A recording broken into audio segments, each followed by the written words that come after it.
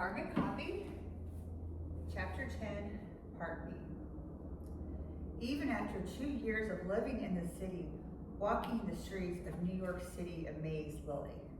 With the upcoming holidays, the Christmas shoppers and tourists covered the sidewalks, even downtown and in the middle of the day. Didn't any of these people work for a living? Although thousands of people crossed Lilly's path on a daily basis, she received very few smiles, and heaven forbid someone should say hello. In Charleston, the probability of walking around the block without a stranger striking up a conversation was slim to none. Holding open a door for someone and gentlemen tipping their hats to ladies were manners still commonly practiced in the South. In fact, some folks, like Charlotte, considered the avoidance of such behaviors rude. Up north, it seemed like a simple thank you was unheard of unless the term took the form of, "Thanks, asshole." To avoid the crowds, Lilly took a smaller side street. As she turned the corner to veer off the main track, she passed a bum leaning against a wall. She tried not to stare at the man, but his pink I Heart New York baseball cap drew her attention. Lilly walked 2 more blocks and into the butcher store, relieved to find the Thanksgiving shoppers hadn't filled the store with a long line. She patted herself on the back for cooking a week early. "What can I get you, Miss Allen?" George the butcher asked. 3 pounds of roast beef, please. I'm making sauerbraten. George cut her beef, weighed it, and wrapped it in paper. "Anything else?" Lilly shook her head and handed him a 20. "Thanks, George." Disappointed he failed to chit-chat, she shrugged off his antisocial behavior. As she exited the butcher store, she saw the same homeless man with a pink baseball cap rooting through the trash can outside. Her heart ached for the thousands of homeless in the city. She made a mental note to raise this issue in her upcoming interview with the former mayor. She sighed with relief at the thought of only 2 more stops. She needed fresh carrots from the Whole Foods store, and she had to get her daily fruit smoothie. She walked into the store, gathered her overpriced organic carrots, and ordered a smoothie. While the man behind the counter blended the drink, she nonchalantly glanced around the store. She chuckled under her breath at some of the crap displayed on the shelves. Do people really buy this stuff? She wondered what her Uncle Otis would say about fava bean puree. Before Lilly answered the loaded question, her smoothie awaited. She blissfully slurped down the strawberry banana goodness, paid for her purchases, and walked out the door.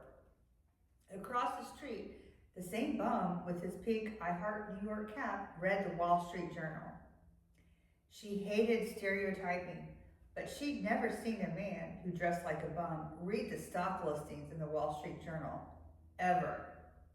Maybe he stood there waiting for someone to throw away a half-eaten hot dog in a nearby trash can, but this was the 3rd time she'd seen him in 3 different places in the last 30 minutes.